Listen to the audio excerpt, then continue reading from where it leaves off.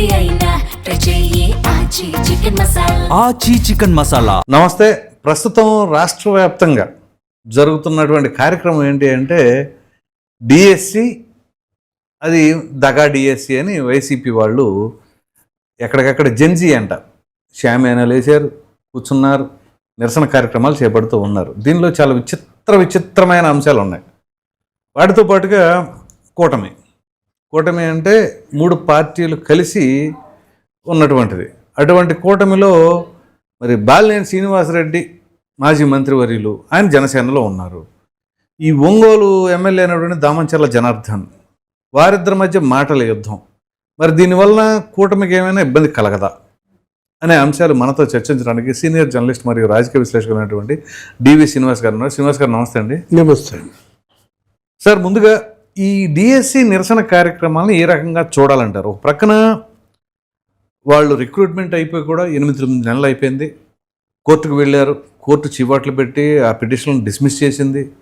Still CBI enquiry కావాలి అని చెప్పేసి అంటే సరే సుప్రీంకోర్టుకైనా వెళ్ళొచ్చు. అటువంటిది వీళ్ళు అసలు ఎందుకు నిరసన చేస్తున్నారో తెలియదు. టెట్ గురించి తెలుసా?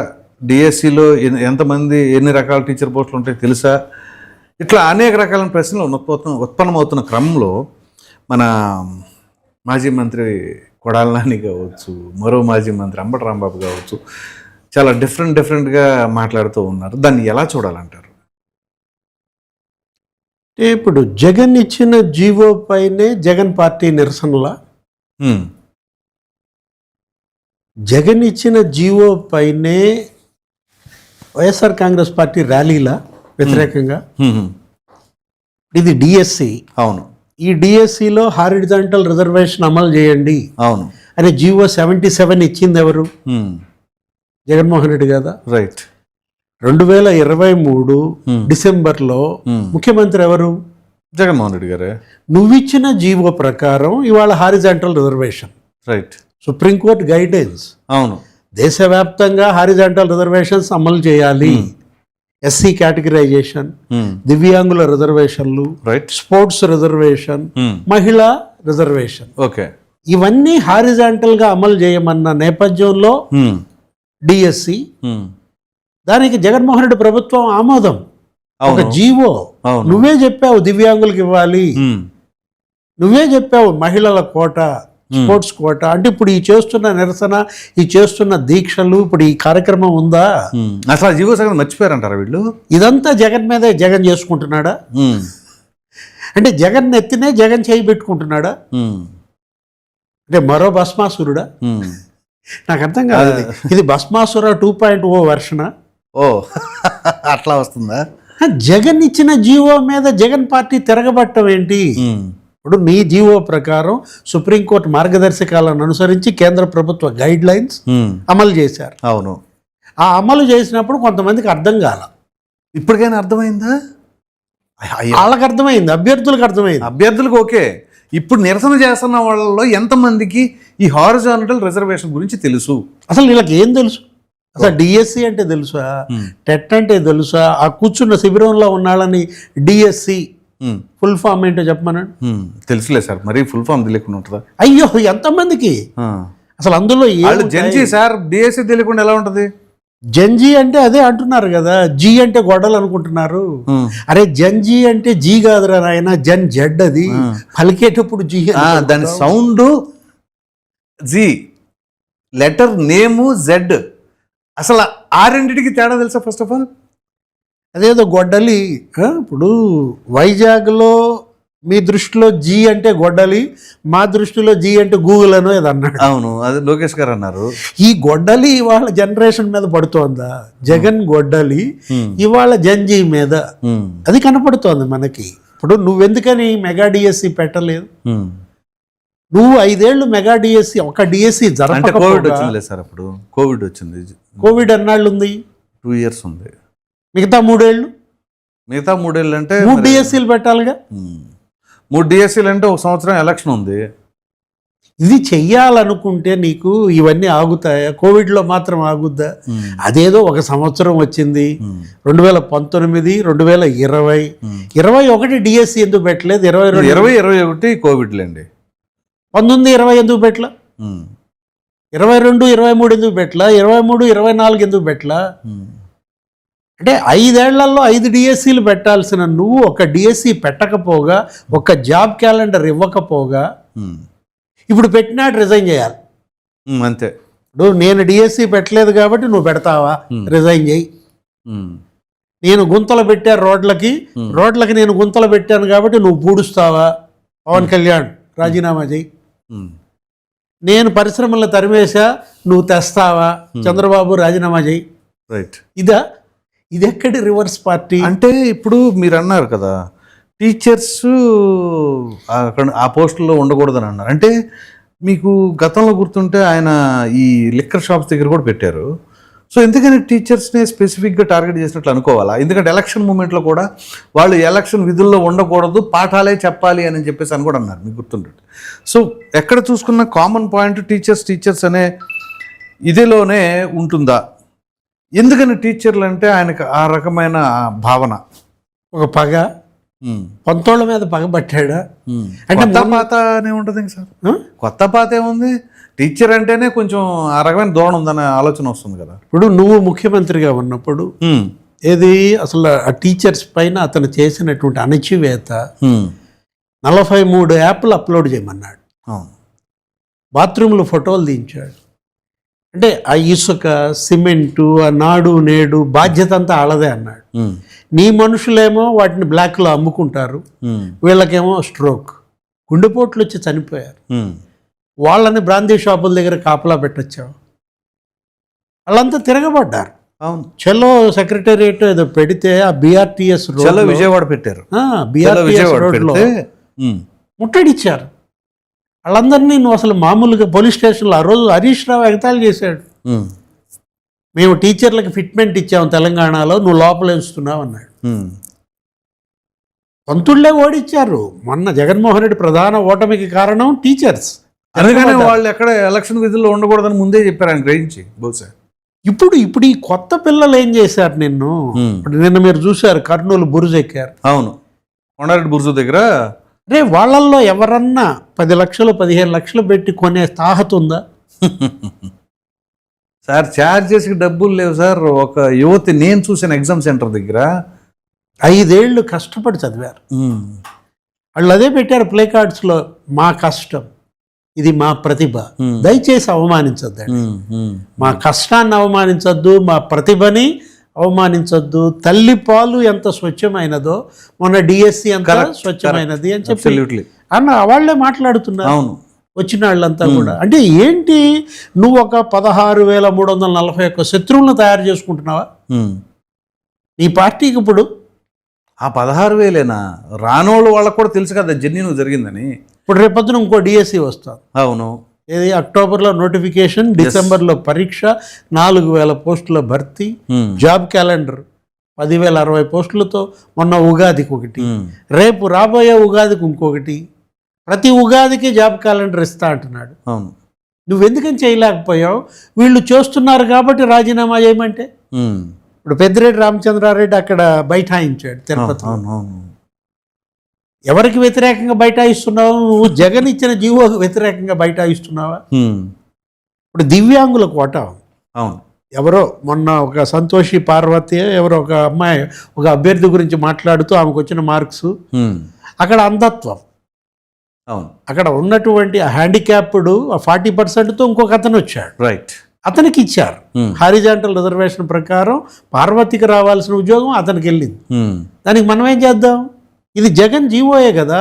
Not only Jagan GO, central government 77. అదేమంటే పేరుని నాని కాదు అసలు, మొత్తం వైసీపీ వాళ్ళంతా ఏమంటారు, పేకాడే వాళ్ళకు ఉద్యోగాలు ఇచ్చారు. బ్రిడ్జ్ గేమా? అసలు ఎవరన్నా నవ్వుతారా? లేకపోతే అసలు వీళ్ళని ఏమనుకోవాలి? ఇది ఒక పార్టీయా, నాయకుల? ఇప్పుడు మిగతా రాష్ట్రాల్లో లేదా? అది మొత్తం ఇండియా వైడ్గా కదా సార్. ఆ మాట నువ్వు ఎవరిని బ్లేమ్ చేయాలి? మోడీని కదా. అవును, సెంట్రల్ గవర్నమెంట్ అనాలి. ఈ పేకాటకు ఉద్యోగాలు, ఉపాధ్యాయ ఉద్యోగాలు ఇస్తావా అని మోడీని అడుగు. అసలు ఎప్పుడు అడగరుగా. మనకి లోకల్గా లోకేష్ గారు, చంద్రబాబు నాయుడు గారు, పవన్ కళ్యాణ్ గారు, ఈ ముగ్గురు తప్ప ఇంకెవరు కనపడరాడు. అంటే బ్రిడ్జికిను పేకాటకి కూడా తేడా తెలియదా? నో. అసలు ఈ రోజు రాష్ట్ర వ్యాప్తంగా నిరసనలు అది ర్యాలీలు అని పెట్టి అలా ఫైనల్ డెస్టినేషన్ ఏంటి అసలు? సో దే కెన్ అప్రోచ్ కోర్టుకి వెళ్ళొచ్చు, కోర్టులో కొట్టేశారు, వెళ్ళారు కదా, సుప్రీం కోర్టుకి వెళ్ళొచ్చు. పర్వతిరెడ్డి చంద్రశేఖర్ రెడ్డి వెళ్ళాడు, 2 సార్లు వెళ్ళాడు, 2 సార్లు హైకోర్టు తిట్టింది. అవును, ఆధారాలు లేవని అడిగితే మళ్ళా పంపిస్తా అన్నాడు. మొన్న వెళ్ళాడు, మొన్న వెళ్తే ఏమన్నాడు, అభ్యర్థులు ఎందుకు రాలేదని అడిగింది. నువ్వెందుకు వచ్చావు, అభ్యర్థులు కదా వేయాల్సిందంటే వాళ్ళు భయపడుతున్నారని చెప్పాడు. వీళ్ళు ధైర్యాన్ని నింపుతున్నారు అనమాట. 245 మంది ఏమేశారు అసలు మామూలుగానే కేసులు, అన్ని రిజల్వ్ అయ్యాయి. 34,000 గ్రీవెన్స్ వచ్చాయి, అన్ని రిజల్వ్ అయ్యాయి, అన్ని పరిష్కరించారు. మొన్న కోర్టు కేసులు ఎన్ని వేశారు, 345 వేశారు. అవును, అందులో 69 స్పోర్ట్స్ వాళ్ళే. భయపడే వాళ్ళు అయితే 345 ఎందుకు వేస్తారని. అదే కదా మరి. ఇప్పుడు ఒకటి శ్యామ్, ఇప్పుడు ఏంటి, జగన్మోహన్ హయాంలో అనేక స్కాములు జరిగాయి. Liquor scam, AP liquor scam, అంతగా మద్యం కుంభకోణం, మరి అసలు దగ్గర 1,00,000 కోట్లు. అవును, వాసుదేవరెడ్డి ప్రెస్ మీట్ పెట్టాడా? నిజంగా అది స్కామ్ కాకపోతే అవును, అధికారులు ఏం చేస్తారు, ఆ గోపాలకృష్ణ త్రివేది ఆయన ప్రెస్ మీట్ పెట్టి క్లారిటీ ఇస్తారు కదా, ఇది జరిగింది. అవును, ఇట్లా మీరు తెలుగుదేశం జనసేన ఆరోపణలు చేయబాకండి, పురంధేశ్వరి మీరు బీజేపీ తరఫున ఆందోళన చేయబాకండి రైట్ అని అధికారులు ప్రెస్ మీట్ పెట్టేవాళ్ళు కదా. అవును, ఇప్పుడు మైనింగ్ స్కామ్ ఉంది, ఏది శాండ్, వెంకటరెడ్డి ప్రెస్ మీట్ పెట్టాడా? పెట్టలేదుగా. అసలు ఎవరికి ఏం క్లారిటీ దాని గురించి ప్రెస్ మీట్లు కాదు, వీళ్ళు అబ్స్కాండ్ అవుతున్నారు సార్. ఇప్పుడు టీడీఆర్ బాండ్స్ ఉంది. అవును, టీడీఆర్ బాండ్స్, భూమన కరుణాకర్ రెడ్డి కావచ్చు, అటు కారుమూరి నాగేశ్వరరావు కావచ్చు, 50,000 కోట్ల స్కామ్ అన్నారు అప్పట్లో తెలుగుదేశం ఆరోపణ. మరి శ్రీలక్ష్మి పట్టణాభివృద్ధి శాఖ కార్యదర్శి ప్రెస్ మీట్ పెట్టి ఇది తప్పు, మీరు చేస్తున్న అభియోగాలు అవాస్తవాలు, అబద్ధాలు, అది కనుక అబద్ధం అయితే చెప్పేవాళ్ళు. అవును, వాసుదేవరెడ్డి పెట్టేవాడు, వెంకటరెడ్డి పెట్టేవాడు, శ్రీలక్ష్మి పెట్టారు, ఆవిడ కూడా పెట్టేవారు. అంటే వాళ్ళు కూడా ఆ స్కాముల్లో ఇన్వాల్వ్ అయ్యారు కాబట్టే దొంగలు తోడు దొంగలు కూడబలుక్కుని సైలెంట్ అయ్యారు. ఇప్పుడు జైళ్ళకి వెళ్తున్నారు. అదే ఇప్పుడు ఇది డిఎస్సి స్కామ్ అన్నావు కదా, ఇప్పుడు కోన శశిధర్ ఎన్ని ప్రెస్ మీట్లు పెట్టాడు? అవును, 2-3 ప్రెస్ మీట్లు శశిధరే పెట్టాడు, వివరించాడు. అవును, ఇది హారిజాంటల్ రిజర్వేషన్, ఎస్సీ కేటగిరైజేషన్, మహిళల రిజర్వేషన్ ఇలా అమలు చేశాం, స్పోర్ట్స్ కోటా ఇది. అవును, స్పోర్ట్స్ మీద అయితే అజయ్ జైన్ ప్రెస్ మీట్ పెట్టాడు. అవును, అజయ్ జైన్ 2 సార్లు ప్రెస్ మీట్ పెట్టాడు, కరెక్ట్ కరెక్ట్, స్పోర్ట్స్ కోటా గురించి వివరించాడు. నిన్న మళ్ళా భరణి అన్సారియా ప్రెస్ మీట్లు పెట్టారు. ఏది ఆ శాప్ కమిషనర్ భరణి, ఆ అన్సారియా పాఠశాల విద్యాశాఖ డైరెక్టర్, ఇద్దరు మహిళలు నిన్న మళ్ళా వివరించారు. మీకు గుర్తుండే ఉంటుంది. రైట్. అరే ఇందంగా అందులో గనక స్కామ్ ఉంటే, అవినీతి అక్రమాలు గనక జరిగితే అధికారులు ప్రెస్ మీట్లు పెడతారు? పెట్టలేరు కదా. నా క్లారిటీ ఇచ్చే దగ్గర ఎక్కడ చోట దొరుకుతారు కదా. మరి నీ హయాంలో నువ్వు ముఖ్యమంత్రిగా ఒక అధికారి ప్రెస్ మీట్ పెట్టలేదంటే అక్కడే అర్థమైపోవటంలా నీవి స్కాములు, ఇది స్కామ్ కాదు అని. అయితే సార్ ఇక్కడ ఈ ఛాలెంజ్ల పర్వం నారా లోకేష్ గారు ఎప్పుడో ఛాలెంజ్ చేశారు. ఏది, తాడేపల్లిలో జగన్మోహన్ రెడ్డి గారికి అతి సమీపంలో ఉండి.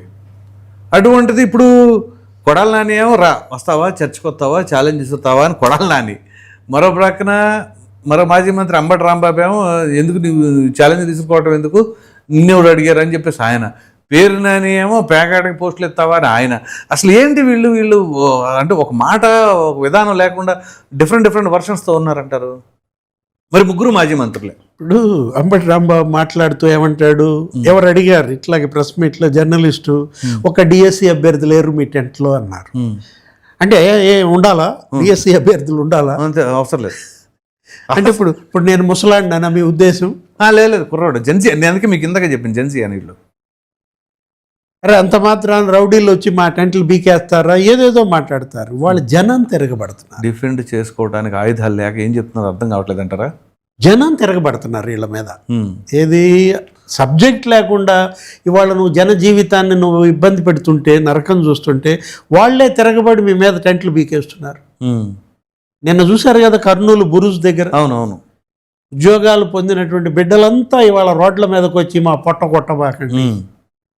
చాలా బాధగా ఉంది. అవును, చాలా ఆవేదన చెందుతున్నారు. ఏంటి, కష్టపడి చదువు కష్టాలు నేను కళ్ళ ముందు నేను చూశాను సార్. నేను ప్రాక్టికల్గా వాళ్ళు ఎంత హార్డ్ ప్రిపరేషన్ ఉంటుంది, వాళ్ళ ఫ్యామిలీ బ్యాక్గ్రౌండ్స్ ఏంటి.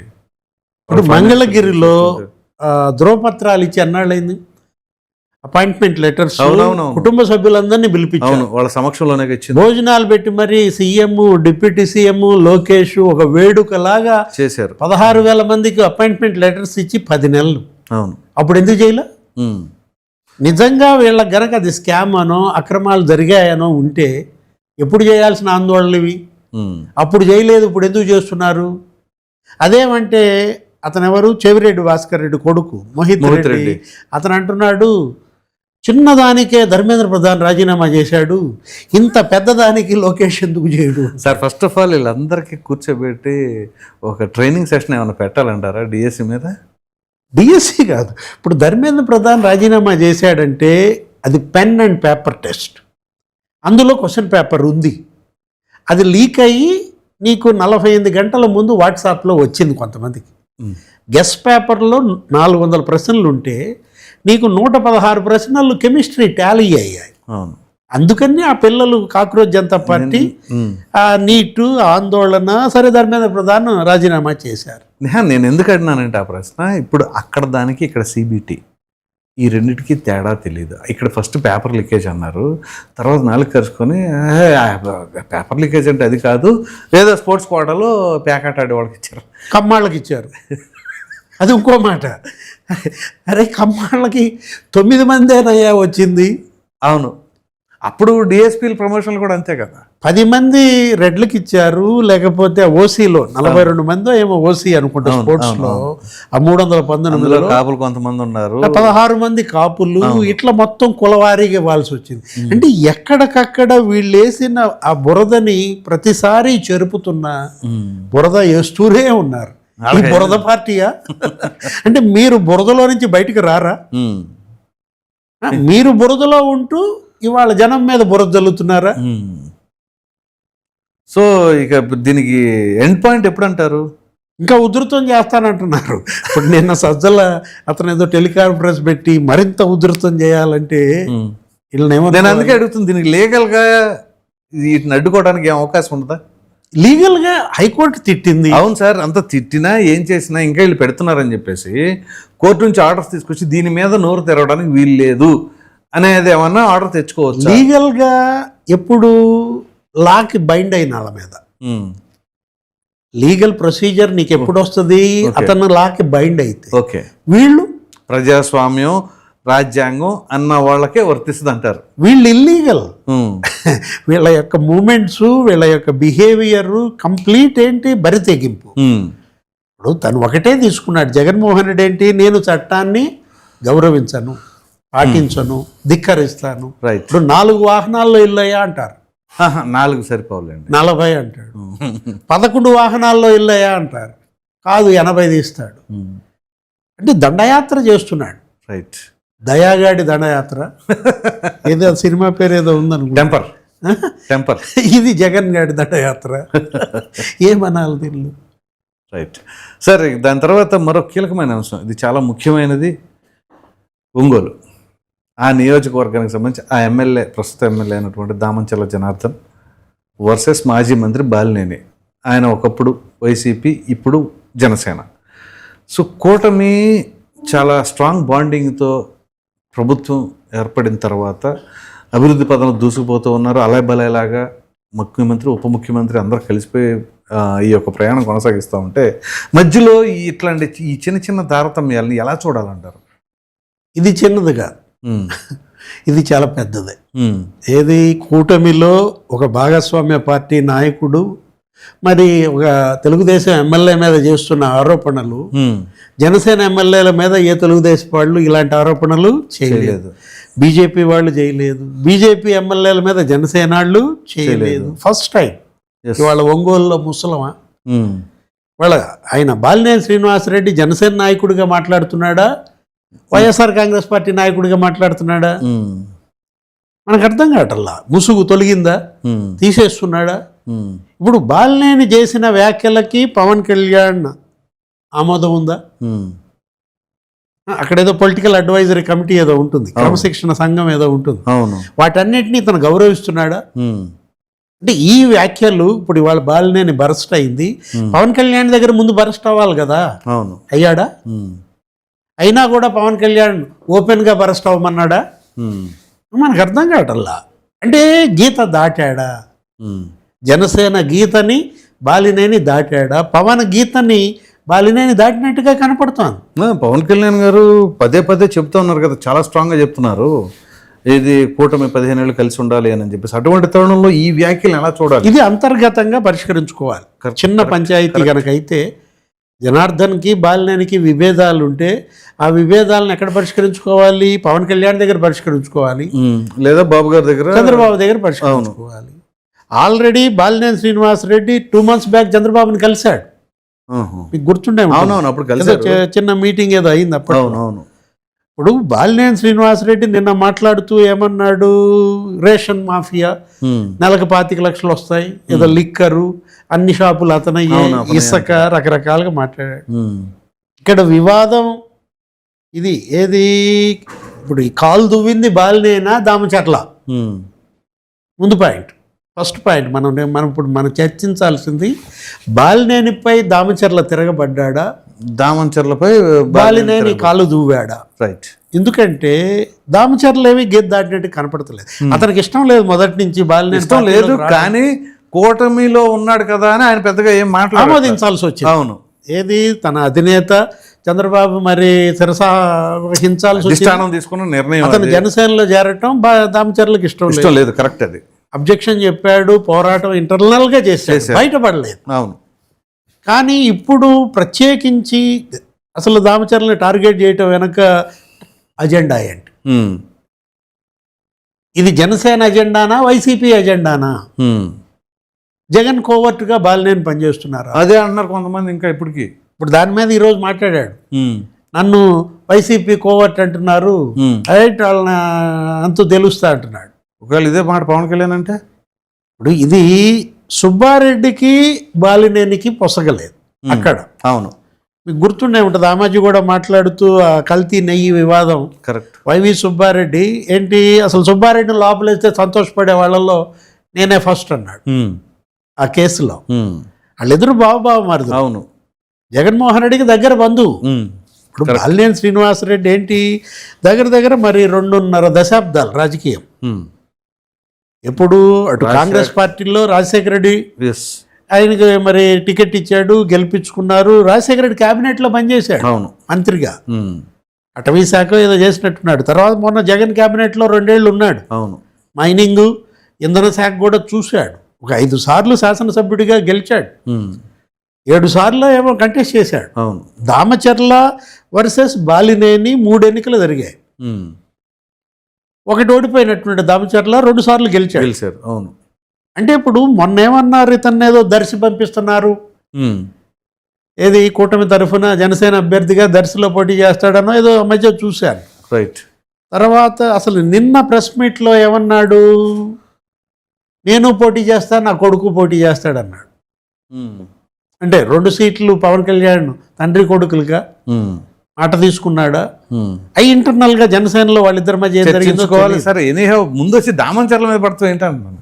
ఇప్పుడు ఇక్కడ ఒకటి అంతర్గత వేదికల పైన తెలుసుకోవాల్సిన అంశాలు రచ్చ చేసుకుని రోడ్డెక్కిన పరిస్థితుల్లో ఇది ఇక్కడతో ఆగుద్దా, మొగ్గలో దీన్ని తుంచుతారా, ఒంగోలు మొత్తం అసలు ఇక రాష్ట్ర వ్యాప్తంగా అన్ని చోట్ల ఇలాగే చేసుకుంటారా? రేపొద్దున స్థానిక సంస్థల ఎన్నికలు వస్తున్నాయి. అవును. జగన్మోహన్ రెడ్డి ఆయన పార్టీ ఎందుకు ఇంత యాక్టివ్ చేసుకుంటున్నాడు? లేని డిఎస్సి ఆందోళన అడ్డం పెట్టుకుని వీళ్ళందరూ రోడ్ల మీద ఎందుకు తెస్తున్నాడు? 2 నెలల్లో వస్తున్న మున్సిపల్ ఎన్నికలకి రేపొద్దు నామినేషన్ ఎవడు వేయడేమో భయపడుతూ కొంచెం బూస్టింగ్ ఉండాలిగా, అందుకని తీసుకున్న సబ్జెక్ట్. అతను దానికి యాక్టివేట్ అవుతుంటే మరి కూటమి ఏం చేస్తుంది? ఉన్నదాన్ని జరగొట్టేలాగా ఉండాలి. ఇప్పుడు బాలినేని శ్రీనివాసరెడ్డి వ్యాఖ్యల్ని ఇవాళ అటు జనసేన సీరియస్గా తీసుకోవాలి, జనసేనతో పాటు కూటమి కూడా. అవును. ఏది ఇది ఒక గుణపాఠంగా తీసుకోవాలి. దీన్ని గనక మొగ్గలో గనక తుంచకపోతే ఈ ముసలం కూటమిలో ముసలంగా మారే ప్రమాదం ఉందన్నమాట.